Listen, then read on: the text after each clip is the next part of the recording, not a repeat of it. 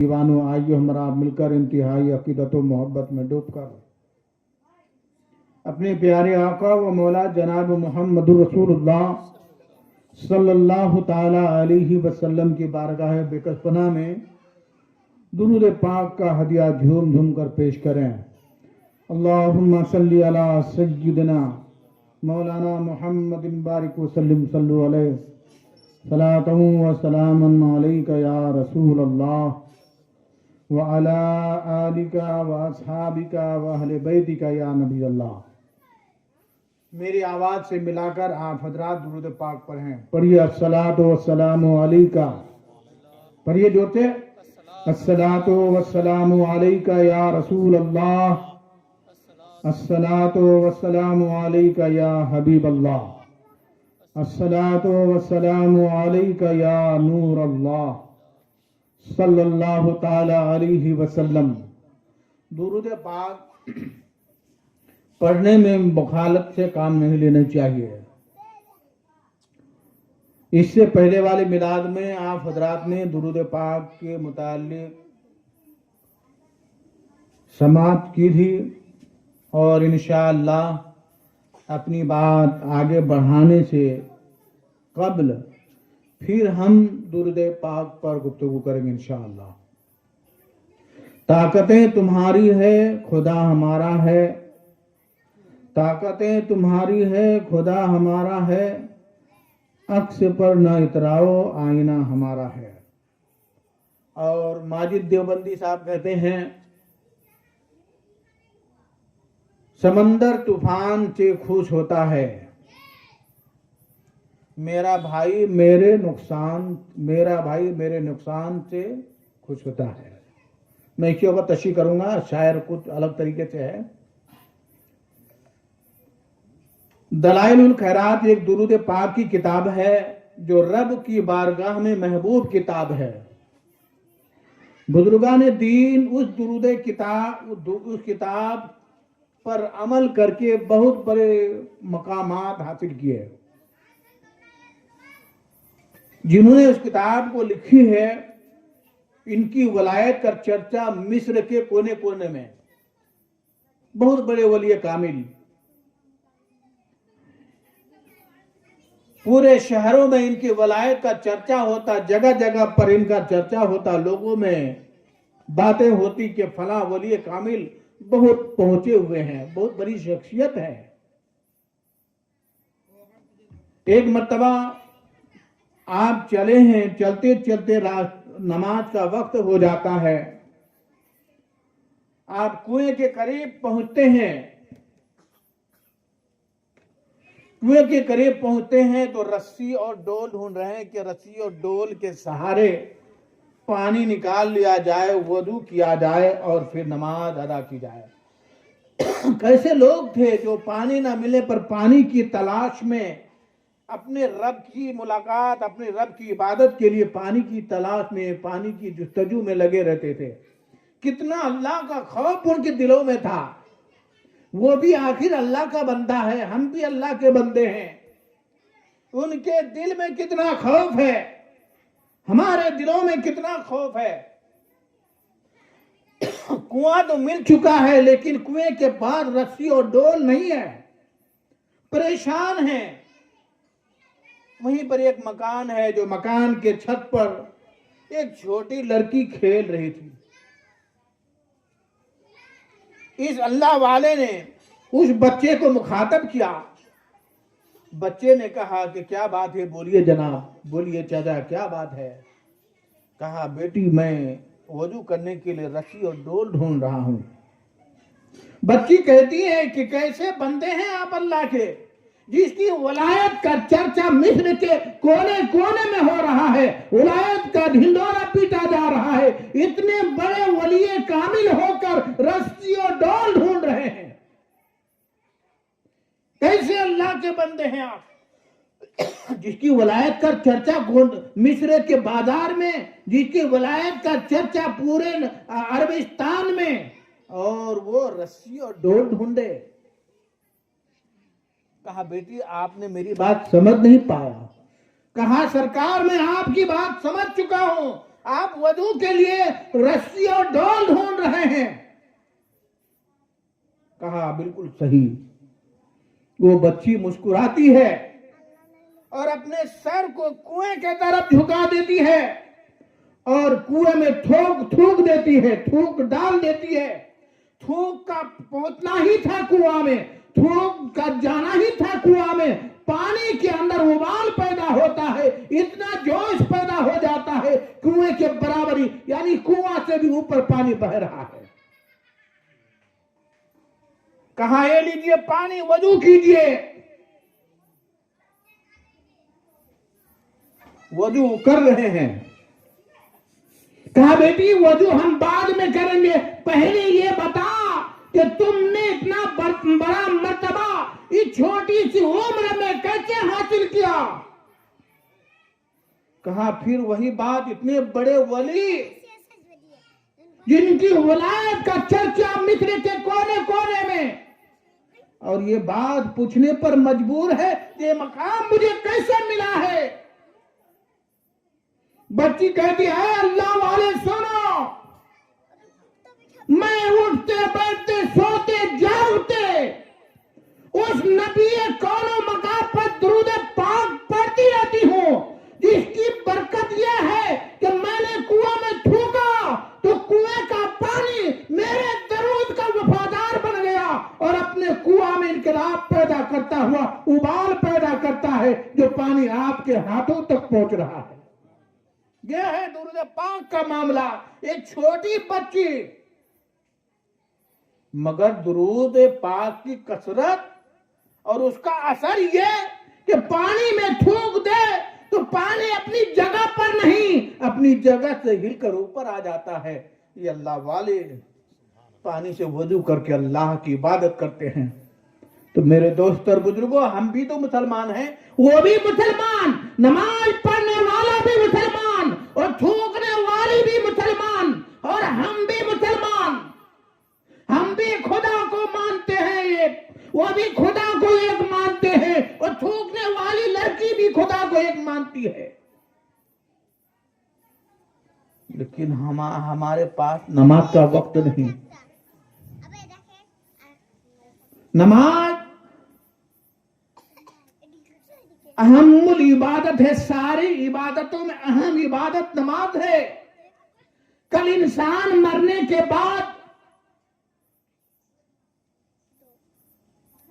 अपने रब के सामने पेश होगा तो उसे ये नहीं पूछा जाएगा कि तू अमीर घराने से है या गरीब घराने से, तू शेख है, सैयद है, पठान है, क्या है। कब्र में जाने के बाद नहीं पूछा जाएगा कि तूने कितनी नमाजें पढ़ी, कितनी तहज्जुदें पढ़ी, लेकिन कहा जाएगा मन रब का। जो अल्लाह की इबादत करेगा उसके जबान में फौरन आएगा कि मेरा रब अल्लाह है, रब्बी अल्लाह, मेरा रब अल्लाह है। नमाज नहीं पढ़ोगे तो कब्र के सवालात में आसानी पैदा नहीं होगी, कब्र में बड़ी बड़ी परेशानियों का सामना उठाना पड़ेगा।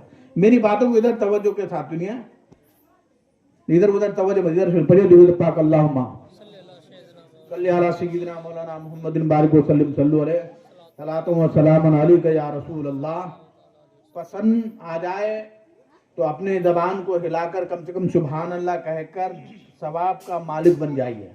आप सुभान अल्लाह कहोगे आपको सवाब मिलेगा, है ना। तो इसलिए अपने तवज्जो को यहाँ रखें, नहीं तो कल कयामत के मैदान में आप पकड़े जाएंगे कि आपके सामने अल्लाह रसूल की बात हो रही थी और आप तवज्जो नहीं दे रहे थे। ये हदीस पाक है। मैं अर्ज कर रहा था कि कब्र के सवालात को आसान करना है तो आप नमाज के पाबंद बन जाओ। जब नमाज के पाबंद बन जाओगे तो कब्र में जब मुनकर नकीर सवाल करेंगे मन रब्बु का, तुम्हारा रब कौन है, तो जबान पर फौरन आएगा मेरा रब अल्लाह है। कितने लोग सकरात के आलम में होते हैं, सकरात का आलम जानते हैं ना, हयात और मौत के बीच में लड़ रहे हैं, ना रूह कब्ज हो रही है ना वो जी रहा है, पढ़ा है। तो लोग आखिर वक्त में क्या कहते हैं, पढ़ो कलमा, पढ़ो कलमा, पढ़ो कलमा, है ना। कलमा पढ़वाते हैं, तलकीन करते हैं, उसके सामने सूर्य यासीन पढ़ते हैं, सूर्य मुल्क पढ़ते हैं, इसको जो आता है वो पढ़ते हैं। पढ़ाने के बाद भी उसके जबान पर कलमा जारी नहीं हो रहा है, बार बार तलकीन की जा रही है, कलमा जारी नहीं हो रहा है। पता ये चला कि उसने कभी कलमा पढ़ा नहीं, नमाज की तरफ गया नहीं, अच्छे काम की तरफ गया नहीं, तो कलमा कैसे जारी होगा। लेकिन वही बंदा नमाजी होगा, वही बंदा रोजा रखने वाला होगा, हर नेक काम को अंजाम देने वाला होगा, तो उसके जबान पर कलमा भी जारी होगा और कब्र में उसके सवाल का जवाब भी हाजिर होगा। और यहीं तक महदूद नहीं, तुम्हारा दीन क्या है, मां दीनों का, तो दीन इस्लाम पर कायम रहेंगे, हमारा ईमान सालिम रहेगा, तब तो हम बताएंगे दीनियन इस्लाम, मेरा दीन इस्लाम है। जब हमारा कदम इस्लाम के प्लेटफार्म पर है ही नहीं है, तो हम कैसे बताएंगे कि मेरा दीन इस्लाम है। और यहीं तक नहीं बल्कि यहां तक भी है, मा कुंता तकुलु फी शारि हाजर रजुल, मेरे नबी की तस्वीर दिखाई जाएगी और कहा जाएगा कि तुम इस बंदे के बारे में अपनी जिंदगी में क्या कहा करता था, अपने जैसे कहा करता था या अपने से अफजल कहा करता था। अगर अपने से अफजल कहता रहा है तो पहचानेगा ये और कोई नहीं, हमारी और आपकी बख्शिश करने वाले मुस्तफा जाने रहमत हैं। और मुस्तफा के नक्शे कदम पर नहीं रहोगे तो मुस्तफा को भी नहीं पहचान पाओगे। मेरे दोस्तों और बुजुर्गों, अपने दिलों में अल्लाह का खौफ पैदा कीजिए। हजरत अबू बकर सिद्दीक रज़ियल्लाहु ताला अन्हु इशा की नमाज के बाद इतना रोते, पूरी तारीख इस्लाम को पलट लीजिए, आपको हजरत अबू बकर सिद्दीक की कोई एक नमाज कज़ा नहीं मिलेगी। नमाज तो नमाज, उनके नवाफिल भी कज़ा नहीं मिलेंगे। फर्ज नमाज तो दूर की बात है, नवाफिल भी कज़ा नहीं मिलेंगे। लेकिन जब बिस्तर पर तशरीफ ले जाते हैं तो खौफे इलाही में इतना दारो कतार रोते हैं, इतना रोते हैं कि आपके दाढ़ी भीग जाते हैं, आंसू दाढ़ी होता हुआ आपके सीने में जज्ब हो जाते हैं। पूरी नमाजें पढ़ने के बाद, कुरान पाक की तिलावत करने के बाद, खैर खैरात करने के बाद, इतने सारे अमाल के मालिक होने के बावजूद, और यहीं तक महदूद नहीं, मेरे आका ने कहा ए अबू बकर सिद्दीक तू जन्नती है। जिसको मुस्तफा जन्नती कह दे रब ताला उसे जहन्नम में नहीं भेजेगा, क्योंकि जन्नत के मालिक मेरे मुस्तफा हैं। जन्नती होने के बाद इतना रो रहे हैं कि आपके आंखों के आंसू सीने में, पूरी दाढ़ी गिल्ली हो जाती है, इतना खौफ। और हमारे दिलों में कितना खौफ है हमारे दिलों में खौफ? कोई खौफ नहीं है, कोई परवाह नहीं है। कुरान पाक ने कहा कुलू वशरबू मिन रिज़्क़िल्लाहि हलालन तय्यबा, खाओ पियो जो अल्लाह ने दिया है, हलाल तरीके से खाओ, हलाल और पाकीज़ा खाओ, हराम खाने से मना किया है। हमारे वालिद साहब एक मिसाल देते थे, चोरी करो, है ना, और हराम खाओ, लाठी के साथ जन्नत में जाओ। हमारे वालिद साहब अक्सर जो है कहीं भी मिलाद में जाते थे, इस बात को जरूर बोलते थे। चोरी करने का मतलब लोगों की माल और दौलत को चोरी नहीं, बल्कि अल्लाह की इबादत रात के सन्नाटे में छुप छुप करके इबादत करो, इसी का नाम चोरी है। करो, हराम खाओ। वल कादिमिनल गैज़ वल आफीना अनिन नास, गुस्सा को पी जाओ। गुस्सा करना हराम है। हमारे आपस में अनबन हो जाती है, महीनों महीना हम बात बंद कर देते हैं। बच्चे दुरूद पाक अल्लाहुम्मा सल्ली अला सय्यिदना मौलाना मुहम्मदिन बारिक वसल्लम सल्लु अलैहि सलातु व सलामुन अलैका या रसूल अल्लाह। महीनों महीना हम बातचीत बंद कर देते हैं, जबकि मोमिन के लिए एक दूसरे से कता कलामी 3 दिन के बाद हराम है। यानी 3 दिन के अंदर आपस में सुलह करा ले, 3 दिन के अंदर आपस में सुलह करा ले, एक दूसरे से मिल जाए और लाठी के साथ जन्नत में जाओ का मतलब क्या हुआ? ईमान हुआ इंसान का लाठी। क्या हुआ? ईमान हुआ इंसान का लाठी। जब तक बंदे के पास ईमान नहीं है वो जन्नती हो ही नहीं सकता। जन्नती होने के लिए उसके पास ईमान का होना जरूरी है, और ईमान की हिफाजत के लिए नमाज का होना जरूरी है। ईमान की हिफाजत के लिए हलाल खाना जरूरी है। ईमान की हिफाजत के लिए हराम चीज से बचना जरूरी है। ईमान की हिफाजत के लिए गीबत से बचना जरूरी है। ईमान की हिफाजत के लिए बुरी सोहबतों से बचना जरूरी है। ईमान की हिफाजत के लिए जो जुआ खेलने से बचना जरूरी है। ईमान की हिफाजत के लिए शराब पीने से बचना जरूरी है। ईमान की हिफाजत के लिए हलाल का इस्तेमाल करना जरूरी है। जब तक आप हलाल नहीं खाओगे ईमान महफूज नहीं रहेगा। इंसान रात में ईशा की नमाज पढ़ा, इरादा किया उठकर फजर की नमाज पढ़ेंगे। इंसान जोहर की नमाज पढ़ा और असर का इरादा किया, लेकिन चला गया घास काटने के लिए। इंसान मगरिब की नमाज का इरादा किया, किसी और काम में गया। इंसान अभी इरादा किया है और वो इंसान मर जाता है।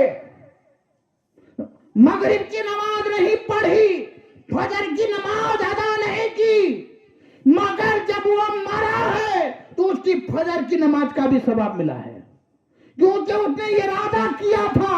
और जब बंदा इरादा कर लेता है तो उसको उसके इरादा करने का भी सवाब अल्लाह ताला उसे अता फरमाता है। तो इसलिए मेरे भाइयों, हम बुरे कामों से बचें, नमाज पढ़ें।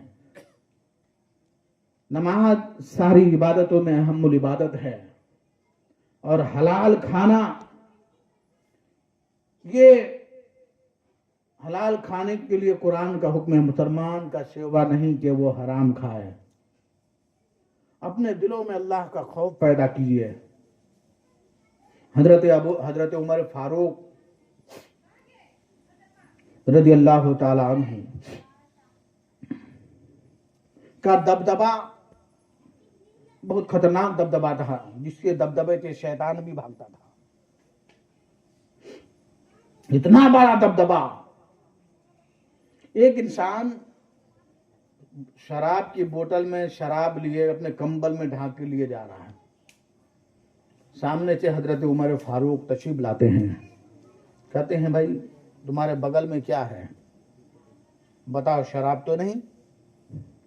वो इंसान का पांव लड़खड़ाता है और कहता, सरकार शराब नहीं है, दूध है।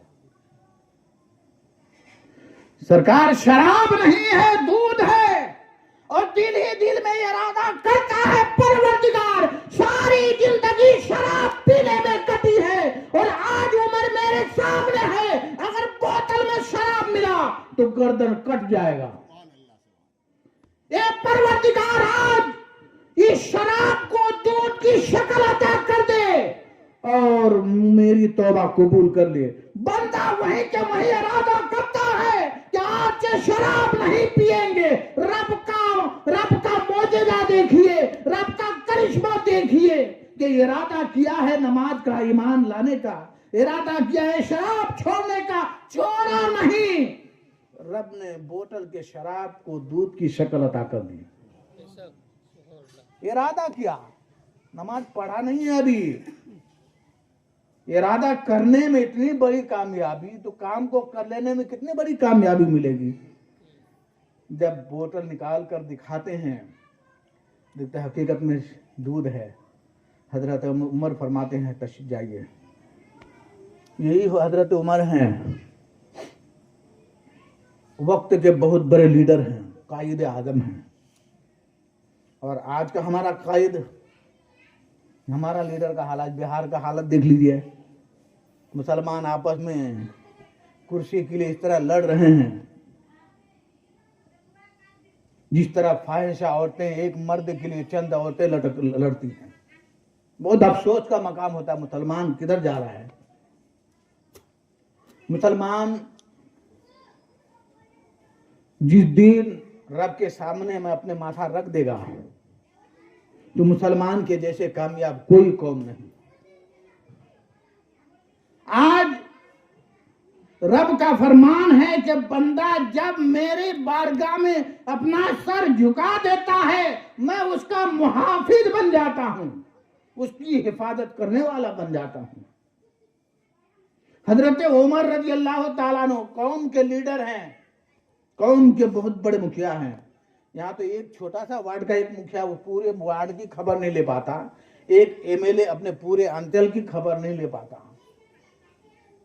लेकिन हजरत उमर रजी अल्लाह ताला अन्हु का इलाका इतना बड़ा इलाका, महीनों महीना तेज तर्रार गाड़ी लेकर सफर किया जाए तो भी सफर नहीं होगा। वही हजरत उमर हैं, रात में निकाब पहनकर घूमते हैं, कहीं कोई हमारे भाई भूखा सोया तो नहीं, कोई परेशान तो नहीं, कोई किसी मुश्किल में तो नहीं। गलियों से गुजर रहे हैं, घर में से रोने की आवाज आ रही है, दरवाजे से कान लगाते हैं तो माँ बच्चों को थपथपा रही है, बेटा सो जा, बेटा सो जा, खाना अब तैयार होने वाला है। हजरत उमर दरवाजे पर दस्तक देते हैं, दरवाजा खुलता है, मन दक्कल बाप, दरवाजा किसने खटखटाया? कहा बहन मैं हूं, चेहरे पर निकाब है, बहन मैं हूं। क्या बात है, क्यों आए हो, किस लिए आए हो? उमर का भला ना हो, उसको ये नहीं मालूम कि आने वाला उमर है। उमर का भला नहीं होगा जिसने हमारी खबर न ली। क्या बहन आखिर बता तो क्या बात है? कहा मेरे बच्चे 3 दिन से भूख से तड़प रहे हैं, चूल्हे पर भगोने में डेग में पानी खौलने के लिए रखा है, बच्चों को दिलासा दिला रहे हैं कि खाना बन रहा है, सो जाओ, जब पक जाएगा हम उसको उठाकर खिला देंगे। हजरत उमर जाते हैं, बैतुल माल में जाते हैं, आटे की बोरी पीठ पर लाते हैं। गुलाम कहता है सरकार, पीठ आप अमीरुल मोमिनीन इतने बड़े कायदे आजम, आटे की बोरी अपने पीठ पर, हमारे पीठ पर दे दिया जाए। कहा इंसान, आज तुम मेरे आटे की बोरी अपने पीठ पर ले लेगा, क्या कल कयामत के मैदान में जब मैं मुजरिम ठहराया जाऊंगा तो मेरा वो मामला अपने पीठ पर लेना पसंद करेगा? कहा सरकार ये कैसे होगा, जब नहीं होगा तो उमर को आटे की बोरी ले जाने दो। उमर कहते हैं बहन उससे रोटी बना लो। हर हजरत उमर बच्चे के पास जाते हैं, बच्चों के साथ खेलते हैं, बच्चों का दिल बहलाते हैं। कैसा कायद है, कैसा लीडर है। रोटी बन जाती है, बच्चे को खिला देते हैं। और हजरत उमर कहते हैं कि बहन उमर को कैसे मालूम कि तू भूखी है, प्यासी है, खबर दिला देना था। औरत कहती कैसा लीडर है जो अपने कौम से, अपने रियाया से बेखबर है। लीडर का काम है कि अपने रियाया का ख्याल रखे। कहा बहन ये कागज पर लिख दो कि मैंने उमर को माफ किया। कहा उमर की दर्द तेरे दिल में क्यों? कहा नहीं, मुझे उमर से मोहब्बत है, मैं उमर को जाकर बताऊंगा। औरत जिद कर रही है कि आने वाले इंसान तू अपना चेहरा देखा। हजरत उमर अपना चेहरा दिखाते हैं और धक्का बक्का रह जाती है, घबराने लगती है। हजरत उमर फरमाते बहन घबरा नहीं, ये मेरा फर्ज था, ये मेरा काम था, जो काम मेरे नबी ने मुझे अता किया है।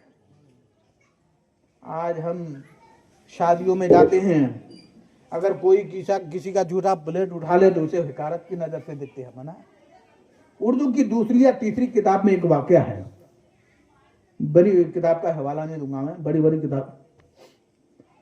हुजूर सल्लल्लाहु अलैहि वसल्लम के यहाँ एक बद्दू मेहमान आता है। हुजूर सल्लल्लाहु अलैहि वसल्लम खाना बनाकर खिला देते हैं और अच्छी तरह एक गुजरे में बिस्तर लगा देते हैं। इसने हुजूर पाक सल्लल्लाहु अलैहि वसल्लम का लजीज खाना देखकर दबा के खा लिया एकदम, और इतना खाया कि रात में उसका पेट खराब हो गया और बिस्तर पर ही गंदगी कर दिया। अब गंदगी करने के बाद उसे भाई ये गंदगी कैसे साफ किया जाए, वो इंसान वैसे ही गंदा बिस्तर छोड़कर चला गया और कोई सामान भी छोड़ दिया। मेरे आका अलैहिस्सलाम हुजरे में जाते, दरवाजे में दस्तक देते, उठो उठो। जब दरवाजा धकेलते हैं, दरवाजा खुल जाता है, देखते हैं बिस्तर गंदा है। मेरे आका अलैहिस्सलाम उस गंदगी वाले बिस्तर को खुद अपने हाथों से धो रहे हैं। ये नहीं कहा कि वो अबू बकर आकर धो दो, उमर आकर धो दो, उस्मान आकर धो दो, अली आकर धो दो। मेरे मुस्तफा मिजाज दे रहे हैं, अपने हाथ से धो रहे हैं। कोई सामान छोड़ गया था, बद्दू आया लेने के लिए, तो देख रहे हैं कि उसकी गंदगी को मेरे आका धो रहे हैं। मेरे आका का ये मामला देखकर वो ईमान लाया नहीं था। देखा सारे नबियों का सरदार ये गुनहगार की गंदगी को धो रहा है, पता ये चला वो गंदगी नहीं धो रहा था, उस इंसान के दिल को धो रहा था। मेरे आका का ये मामला देखकर वो इंसान कलमा पढ़ता है, मेरे नबी के कदमों में गिर जाता है। तो हम अपना किरदार ऐसा पेश करें कि देखने वाला देखकर कहता रहे कि ये मुसलमान है, कलमा नबी का कलमा पढ़ने वाला है, मजहब इस्लाम का मानने वाला है। हमारे हालात ऐसे हो चुके हैं कि गैर भी कहते कि मुसलमान ऐसा काम करे। आज पूरी दुनिया में, पूरे हिंदुस्तान की अगर कोई कौम टारगेट पर है वो मुस्लिम कौम है। क्यों टारगेट पर है भाई? क्या वजह है? हमने क्या जुल्म किया? इस मुल्क के आजादी में हर कौम से ज्यादा बढ़कर मुसलमानों का हिस्सा है। मुसलमानों ने अपना खून बहाया है, अपने खून का कतरा कतरा देकर हिंदुस्तान की अजमत को बचाया है। उस वक्त का मामला ये था, आज नारे तकबीर लगाया जाता तो इंसान के दिल में एक जर्रा बराबर कुछ पैदा नहीं होता, लेकिन उस वक्त नारे तकबीर को अगर देता था इंसान फौरन खड़े हो जाते थे। किस लिए नारा लगा? फौरन चले जाते थे। अल्लामा फजल खैराबादी को याद कीजिए, है ना? तो खैर उधर नहीं आना, दुरूद पाक पर अल्लाहुम्मा सल्ली अला सय्यिदना मौलाना मुहम्मद बारिक वसल्लम सल्लु अलैहि सलातो व सलामुन अलैका या रसूल अल्लाह। हम लोग बहू ढूंढते हैं ना, बहू ढूंढते हैं, कन्या ढूंढते हैं, लड़की ढूंढते हैं, तो सोचते हैं कितना तोला सोना देगा, कौन सी गाड़ी देगा, चक्का दे 4 चक्का देगा कि नहीं देगा। सबसे पहले तो सोने का सवाल होता है, कितने तोला सोना मिलेगा, है ना? हमारे लड़कियां ढूंढने की आज एक मिसाल है। अगर सीधे दरवाजे से अगर रास्ता नहीं है तो उल्टे दरवाजे से हम आते हैं, ये सबको मालूम है, समझाने की जरूरत नहीं है। लेकिन कुर्बान जाइए हजरत उमर रज़ियल्लाहु ताला अन्हु की जात पर। फिर एक बार निकले हैं मोहल्ले में, माँ कहती बेटी गाय का दूध निकालो, दूध निकाला जाता है। माँ कहती बेटी दूध में पानी मिला दे, ज्यादा होगा पैसा ज्यादा आएगा। बेटी कहती है माँ अल्लाह देख रहा है, अल्लाह से डरो, दूध में पानी मत मिलाओ। माँ बेटी में तकरार हो रहा है। इतने में हजरत उमर उसी घर से गुजर रहे हैं। जब आवाज आ रही है, हजरत उमर अपने रफ्तार को कम कर देते हैं, खड़े होकर सुनते हैं। बेटी कहती है, माँ रब देख रहा है, दूध में पानी मिलाना जायज नहीं, सरासर गुनाह है, दूध में पानी मिलाने नहीं देंगे। माँ कहती बेटी पैसे ज्यादा आएगा, बेटी कहती माँ पैसे की कोई जरूरत नहीं, अपने ईमान की हिफाजत कर, अपने रब से डर। हजरत उमर दिल में कहते हैं मेरा मामला हल हो गया। अपने घर जाकर कहते हैं, अपनी बीवी से कहते हैं, लड़की बेहतरीन लड़की मिली है अपने बेटे के लिए। कहा कैसी खूबसूरत है? बोले बहुत खूबसूरत है। लड़की देखे नहीं मगर बहुत खूबसूरत है। खूबसूरती ये जरूरी नहीं, कितनी ही खूबसूरत हो, अगर उनके अंदर सीरत नहीं है तो उसकी खूबसूरती कुछ काम का नहीं। खूबसूरती भी देखो, उसके अंदर की सीरत को भी देखो, है ना। नमाज का पाबंद है या नहीं, कुरान पाक की तिलावत का पाबंद है या नहीं, सौम सलात के पाबंद है या नहीं, हया वाली है कि नहीं, है ना। अपनी बीवी को लेते हैं, उनके घर पर पहुंचते हैं। हजरत उमर की जौदा मोहतरमा जब लड़की को देखती है, सीने से लगा लेती है। बेटी तेरी आवाज सुनकर मेरे सरताज उमर ने तुझे बहू बनाने का इरादा कर लिया है। कल जो तुम अपने अल्लाह की खौफ का इजहार कर रही थी, हजरत उमर कांप उठे थे। मुझे ऐसे बहू की जरूरत है, बहू ऐसी लाइए जिसके दिल में अल्लाह का दर्द हो, डर हो, दीन का दर्द हो, माँ बाप की मोहब्बत हो। ऐसी बहू आनी चाहिए हमारे पास। ऐसा नहीं कि बहू आने के बाद माँ बाप का जीना हराम हो जाए, है ना। दुरूद पाक पढ़िए, अल्लाहुम्मा सल्ली अला सय्यिदिना मौलाना मुहम्मदिन बारिक वसल्लम सल्लु अलैहि सलातम व सलाम अलैका या रसूल अल्लाह। हज़रात, हमारी जिंदगी बहुत छोटी जिंदगी है और इस छोटी सी जिंदगी में बहुत कुछ करना है। सबसे पहले तो हमें अपने गुनाहों से तौबा करना है और अपने गुनाहों से जब तक हम तौबा नहीं करेंगे, आज इतनी सारी परेशानियां जो मुसलमानों पर आ रही है, मुसलमानों ने अपने रब के अहकाम को भुला दिया है। गांव-गांव में, देहात में जलसे जुलूस होते हैं मगर उसका असर, बेनिफिट उसका कुछ नहीं मिल रहा है, क्योंकि हम जलसा सुनने नहीं जाते, हम जलसा देखने जाते हैं। जलसों में कुर्सी तोड़ने वाली तकरीर नहीं होनी चाहिए। जलसों में तकरीर, इस्लाही और तरबियती कैंप होना चाहिए। इंसान नहाए तो कैसे नहाए, इंसान पेशाब करे तो कैसे पेशाब करे, इंसान गुसल फर्ज कैसे अदा करे, नमाज कैसे पढ़े, रुकू कैसे पढ़े, सजदा कैसे करे, कयाम कैसे करे, वो इंसान के ऊपर ज़कात फर्ज है, ज़कात कैसे निकाले, इंसान के लिए क्या जरूरी है क्या नहीं जरूरी है, ये सब चीजें हमारे मिलाद और जलसों में होना चाहिए। बहुत सारे लोगों का गुसल सही नहीं है। गुसल कैसे करते हैं? बहुत सारे लोग गुसल करते हैं तो जिस बाल्टी में पानी होता है उसी में हाथ डाल के वो गुसल फर्ज अदा करता है ना। उस जो पानी में हाथ पहुंच गया वो माए मुस्तमल हो गया, यानी इस्तेमाल किया हुआ पानी, उस पानी से जहाँ हाथ डूब गया पानी का खेल खत्म हो गया, है ना। तो मेरे दोस्त और बुजुर्गों, अल्लाह से डरिए। अल्लाह से डरने वालों का बहुत बड़ा मकाम है।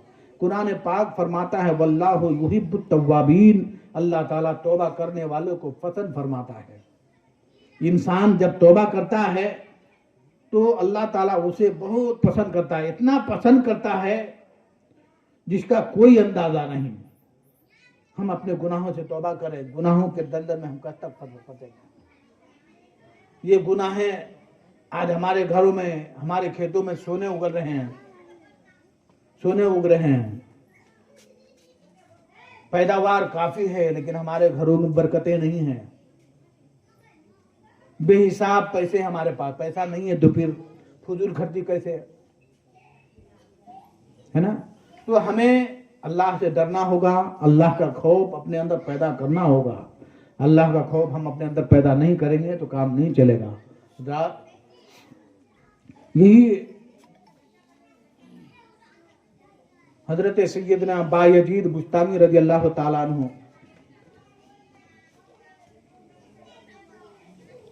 हैं, जो रात रात भर अल्लाह ताला की इबादत कर रहे हैं, रात रात भर। यही गौसे पाक रजी अल्लाह ताला अन्हु हैं जो 40 साल तक ईशा की नमाज से फजर की नमाज अदा की। कितने साल? 40 साल तक ईशा की नमाज पढ़ने के बाद जो वजू ईशा की नमाज में जो वजू किया था, उसी वजू से फजर की नमाज 40 साल तक अदा की है आपने। गौसे आदम रज़ी अल्लाह ताला अन्हु का मामला ये था, हफ्ता आपके जो है गले में हलक से निवाला नहीं गुजरता, इतना भूखमरी साली का आलम था। सरकार गौसे आदम जाते दरख्तों के पत्ते चाटा करते। एक दिन दरख्त के पत्ते चाटने के लिए जा रहे हैं, देख रहे हैं कोई और लोग उनसे पहले चाट रहे हैं। गौसे आदम सोचते हैं मुझे देख लेंगे तो ये हट जाएंगे, अपने आप को दरख्त के आड़ में छुपा लेते हैं। जब ये लोग दरख्त के पत्ते चाट कर चले जाते हैं, आखिर में मेरे गौसे आदम जाते हैं और दरख्त के पत्ते को चाट कर अपने भूख को मिटाते हैं। बताइए, हमको अगर एक वक्त का खाना ना मिले हम परेशान हो जाते हैं, एक वक्त का खाना लेट हो जाए तो तड़पने लगते हैं। ये गौसे आदम है जो हफ्ता खाने का निवाला हलक से नीचे उतरता नहीं, मगर दरख्त के पत्ते चाट चाट कर अल्लाह ताला की इबादत कर रहे हैं। यहीं तक महदूद नहीं, एक इंसान चला है मजदूरी करने के लिए, पैसा कमाने के लिए, जंगल से गुजर रहे हैं, देख रहे हैं एक लंगड़ी लोमड़ी बैठी है जो काफी मोटा ताजा। कहा इसके पाँव नहीं है लेकिन इतने मोटा ताजा, क्या बात है। वहीं पर पड़ाव डाल दिया, देखेंगे इसको खाना कहाँ से आता है, पानी कहाँ से आता है। बैठ गया, देखा कि आसमान से एक फरिश्ता एक प्याले में खाना, एक प्याले में दूध लेकर उतर रहा है और वो जो है लोमड़ी को पानी पिला रहे हैं, खाना खिला रहे हैं, पानी पिला रहे हैं। ये इंसान सोच रहा है कि इसको खिलाने के बाद मुझे भी कुछ मिल जाएगा, लेकिन फरिश्ता लोमड़ी को खिलाकर वापस चले गए। ये बंदा सोच रहा है कि मैं उस जानवर से अफजल हूं क्योंकि मैं अशरफुल मखलूकात। एक दिन का मामला हुआ, फिर दूसरे दिन फरिश्ते आ रहे हैं, खिला कर आ रहे हैं, खाना खिलाकर वापस चले जा रहे हैं। फिर तीसरे दिन आ रहे हैं, खिलाकर वापस चले जा रहे हैं। इस इंसान की भूख से हालत खराब, खड़ा नहीं हो पा रहा है, हिल डोल नहीं कर पा रहा है। अल्लाह ताला की बारगाह में आवाज देता है, परवरदिगार 3 दिन से भूख की शिद्दत से परेशान है, मैं अशरफुल मखलूकात हूँ, एक जानवर के लिए आसमान से खाना उतर रहा है, उसे खिलाने के लिए फरिश्तों का मुकर्रर किया गया है। एक परवरदिगार, ये एक जानवर है, मैं इंसान हूँ, मुझे भी यहीं पर खाना चाहिए, मैं यहीं बैठे बैठे तेरी इबादत करूंगा। रब फरमाता है, इंसान सारी जिंदगी तू बैठे बैठे वहीं बैठे मेरी इबादत करता रहेगा, तुझे खाना नहीं मिलेगा, तू हाथ पांव वाला है। ए इंसान, तू अपाहिज ना बन, बल्कि तू बहादुर इंसान बन, उठ और अपने काम में लग, खुद कमा, खुद खा, दूसरे को भी खिलाने वाला मुजाहिद इंसान बन। हम और आप जो कमाते हैं ना, सिर्फ उसमें हमारा हक नहीं है, हमारे पड़ोसी का भी हक है, हमारे भाई का भी हक है, और ये मस्जिद मदरसे जो हैं इनका भी हक है, यतीम बच्चों का भी हक है। जब इंसान यतीम बच्चे के सर पर हाथ रखता है, वो हाथ रखने से पहले अल्लाह ताला, हाथ हटाने से पहले अल्लाह ताला उसे नेकियों से माला माल कर देता है। इसलिए गरीबों के साथ भलाई से पेश आओ, यतीमों के साथ भलाई से पेश आओ।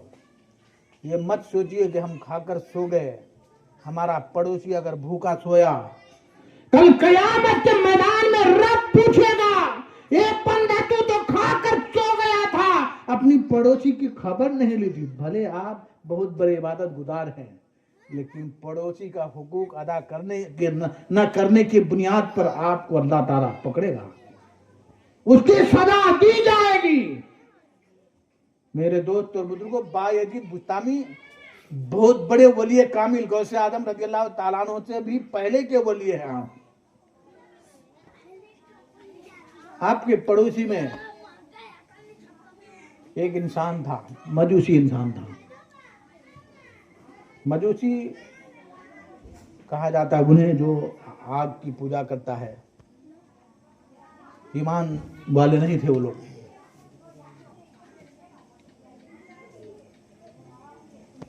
मस्जिद से नमाज पढ़ के आते हैं, ईशा की नमाज पढ़ के आते हैं, बाजू से रोने की आवाज आ रही है।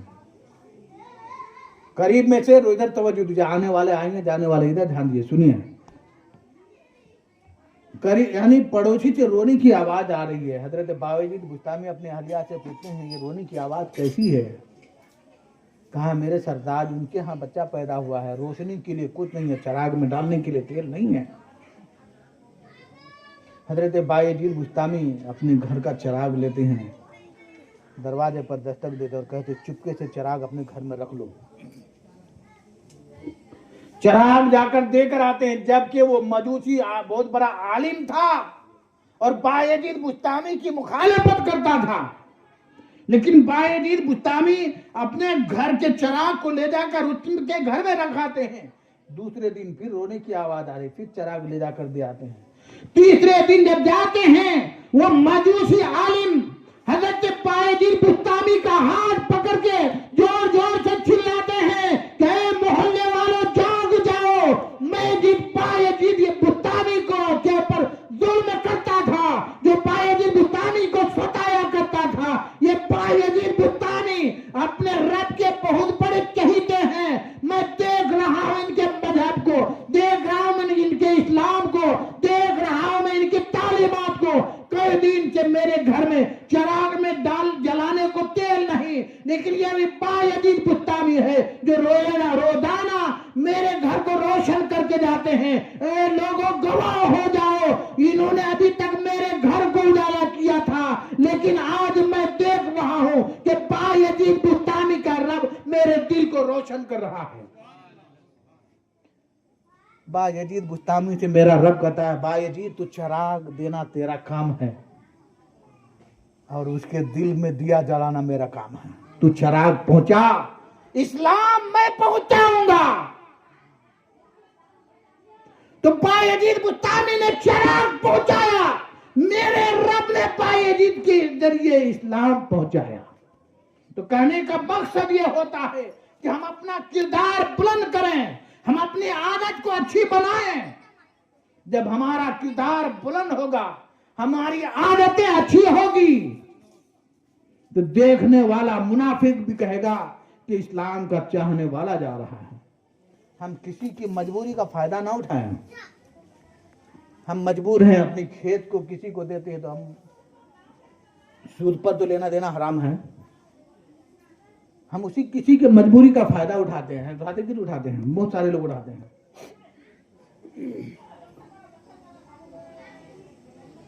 हुजूर पाक सल्लल्लाहु ताला अलैहि वसल्लम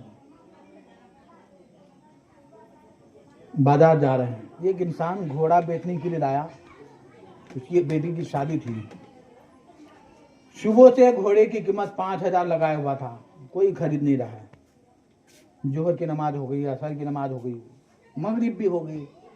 अब ये इंसान घोड़े की कीमत 2,000 कर दिया, फिर भी कोई लेने वाला नहीं। इंसान घोड़े की रस्सी पकड़कर रो रहा है कि आज मेरा घोड़ा ना बिका तो कल मेरी बेटी की शादी का इंतजाम कैसे होगा। मेरे आका अलैहिस्सलातु वस्सलाम मुस्कुराते हुए तशरीफ लाते हैं और कहते हैं, मियाँ घोड़े की कीमत क्या रखे हो? कहा, सरकार सुबह तो 5,000 रखा था, लेकिन अभी न बिकने की बुनियाद पर 2,000। मेरे आका अलैहिस्सलातु वस्सलाम अपने जेब से 5,000 रुपए देते हैं और घोड़े को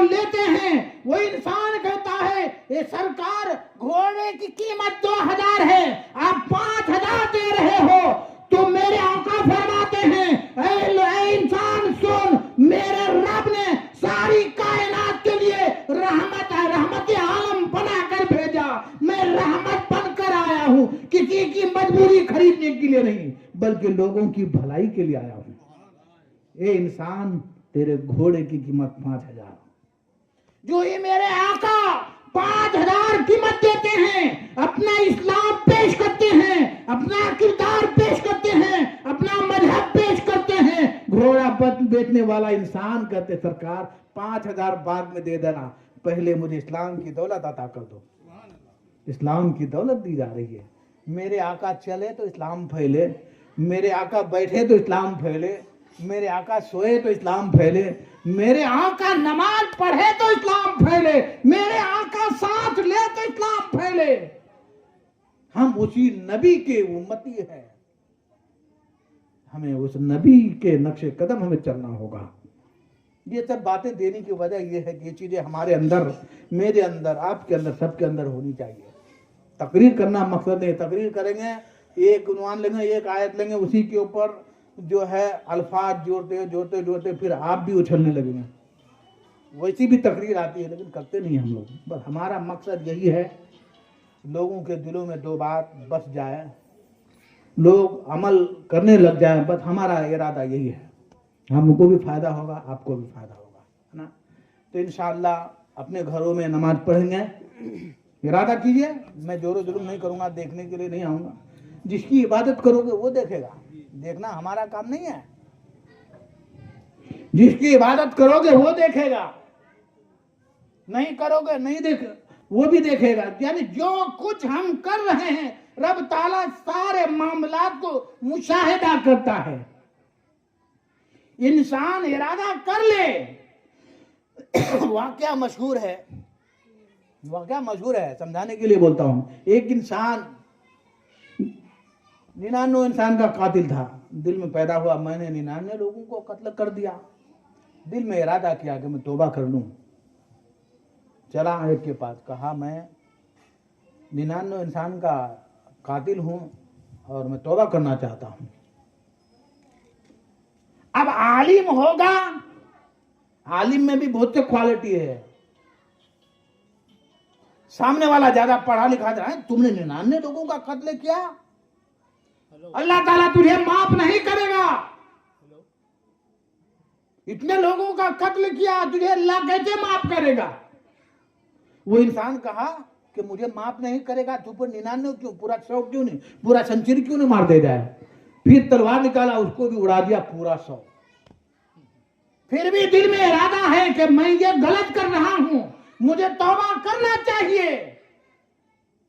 चला एक जगह, एक कुटिया में, एक झोपड़ी में एक अल्लाह वाला अल्लाह की इबादत कर रहा हूं। कहा कि मैं तौबा करने के लिए आया हूं, मैं 100 लोगों का कातिल हूं। कहा बेटे बैठ जाओ, अल्लाह रऊफुर रहीम है, अल्लाह गफ्फार है, अल्लाह माफ नहीं करेगा तो कौन करेगा। पूरे 100 इंसान का कत्ल किया है, तेरे दिल में अल्लाह का खौफ पैदा हुआ है, तूने इरादा किया है कि तू अल्लाह के बारगाह में तौबा करना चाहता है, अल्लाह तुझे माफ करेगा। वहां से सुना, वहां से तसल्ली नहीं, और आगे गया। आगे जाने के बाद इंतकाल हो जाता है। जहन्नम के फरिश्ते भी आते हैं, जन्नत के फरिश्ते भी आते हैं।